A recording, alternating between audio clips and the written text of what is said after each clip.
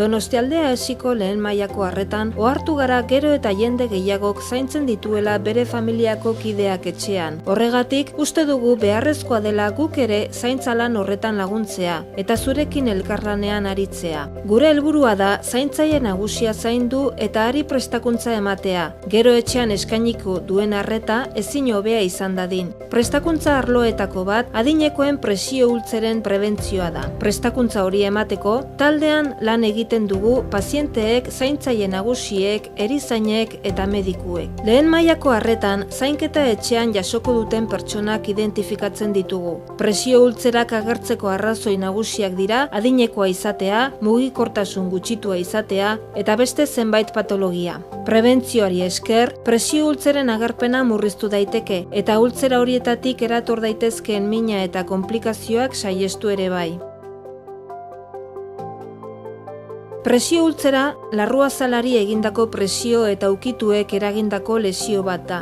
Igurtziek ere eragiten dituzte ultzerak, pazientearen gorputza ohebururantz eramateko lerratzen dugunean edo pazientea eserita egonik poliki-poliki beherantz irristatzen denean.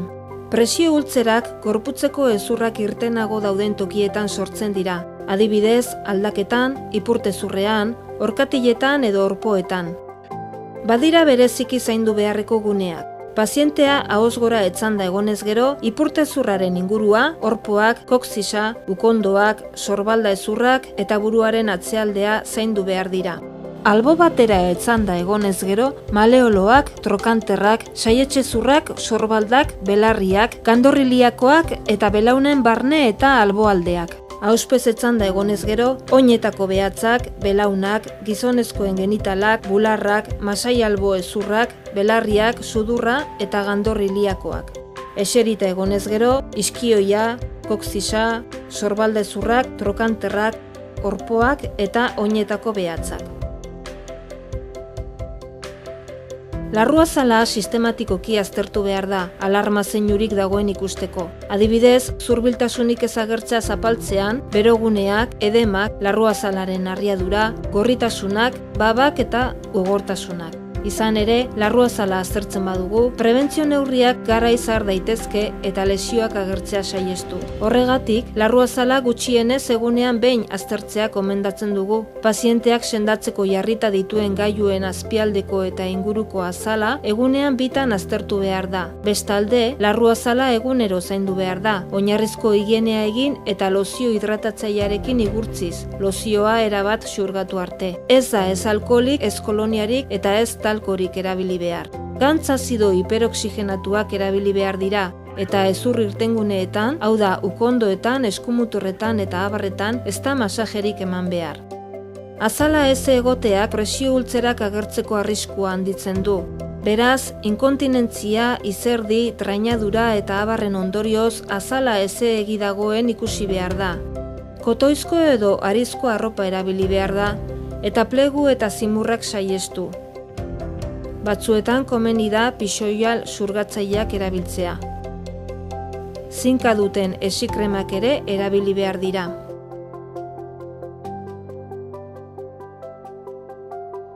Pazienteak elikadura egokia badu, presio ultzerak agertzeko aukera txikiagoa izango du. Eta agertuta ere, azkarrago eta konplikazio gutxiagorekin sendatuko dira. Elikadura aberatsa eta askotarikoa izatea gomendatzen da. Proteinetan aberatsak diren haragi, arrain, arraultza, esne eta esnekiak hartu behar dira, baita vitamina eta mineral ugari dituzten fruta eta barazkiak ere. Likidoak ere hartu behar dira, ura, zukuak, infusioak eta gelatinak. Pazienteak disfagia badu, lodigarriak erabili behar dira. Presioaren eragina murrizteko, 4 gauza hartuko dira kontuan. Mugitzea, gorputz jarrerak aldatzea eta gainazal bereziak eta babes lokalak erabiltzea.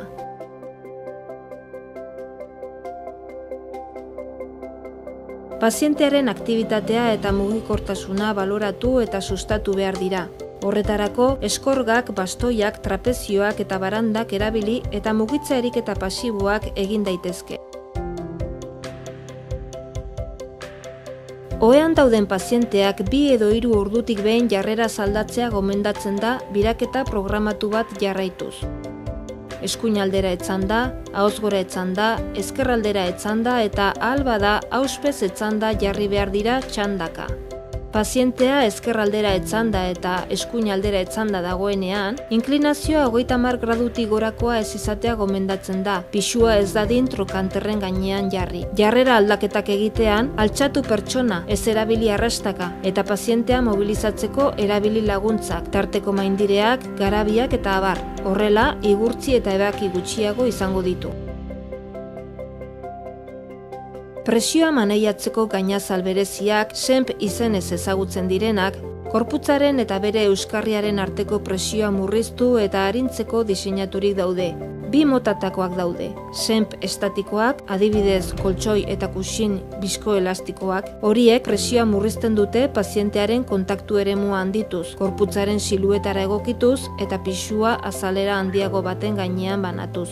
Pazientea bere kabuz mugitu daitekeenean erabili behar dira. SENP dinamikoek, pazienteak bere euskarriaren gainazalarekiko kontaktu eremuan duen presio maila aldatzeko aukera ematen dute. SENP dinamikoen sistemak airezko gelaskak puztu eta hustu egiten ditu txandaka, maiztasun zehatz batekin. Sistema hori da erabilte, besteak beste, txandakako airedun koltsoi, koltsoneta eta kuxinek. Baina kontuz, sistema horiek erabilita ere, 2 ordutik behin gorputza mugitu eta jarrera aldatu behar da. Babes lokalak erabili, batez ere orpoetan, orkatiletan eta sakroan. Babes lokaleko gailuek irizpide hauek bete behar dituzte. Babes lokala emateko gainerako neurriekin bateragarriak izan behar dute. Kentzen direnean ez dute larruazala kaltetu behar. Gutxienez astean behin larruazala nola dagoen erraz eta azkar ikusi ahal izateko modukoak izan behar dute. Orpoa presiotik libre utzitakoan, hankari ez diogu erortzen utzi behar, eta zaldi oina izenez ezagutzen dena saihestu behar dugu. Horretarako, oina hankarekin angelu zuzena egiten duela jarri behar da. Hankari eusteko burko bat edo bestelako gailu egokiren bat erabil daiteke arazo hori saiesteko. Hezur irtenguneek elkarrukitzea saiestu behar da. Pazienteari eserita dagoenean ez jarri flotagailurik. Oinazpiko bat jarri pazientearen hankak lurrera iristen ez direnean. Kontu handi zaindu beharreko guneetako presioaren iraupena eta indarra murrizteko pazientea berriro kokatu. Eserita dauden pazienteei komeni zaie ipurmasaiak uzkurtzeko ariketak egitea 15 minututik behin. Ezin badira mugitu, gorputz jarrera aldatu beharko dira gutxienez orduro. Pazientea eserita dagoenean, bere gorputzaren pisuak eserlekuaren gainazalean egiten duen presioa oso handia izaten da. Horregatik, eluke eserita egon behar 2 ordutik gora. Pazientea aulkian egon bada, ondoren ahoz gora jartzea saiestu behar da. Garrantzitsua da, bestalde, pazientea mobilizatzean bere gorputza lerrokatuta egotea, haren pisua modu egokian banatzea eta orekari eustea, baita pazientea eroso jartzea ere gaitasun funtzionalik galdu gabe.